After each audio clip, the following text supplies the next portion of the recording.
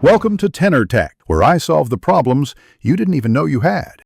You start by stopping Active Sync, open the Google Drive menu and choose Pause.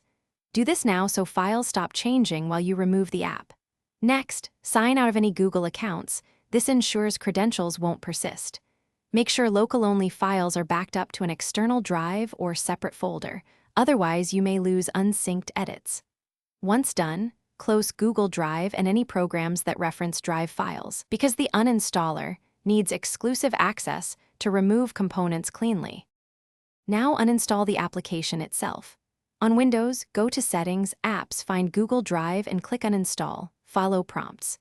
On Mac OS, quit the app, open Applications and drag Google Drive to Trash, then Empty Trash. Make sure to remove startup entries. Use Task Manager on Windows or Login Items on Mac OS because leftover auto launchers can restart sync. If a background service resists removal, reboot into safe mode and run the uninstaller again to allow deletion of locked files and services. Finish by cleaning residual data and verifying results. Navigate to your user profile and delete Google Drive cache and config folders. This removes credentials and temporary files.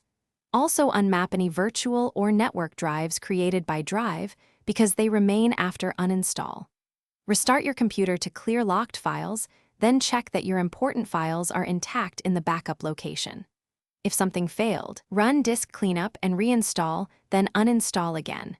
This often fixes permission. Thanks for watching. Subscribe to keep your life in tune.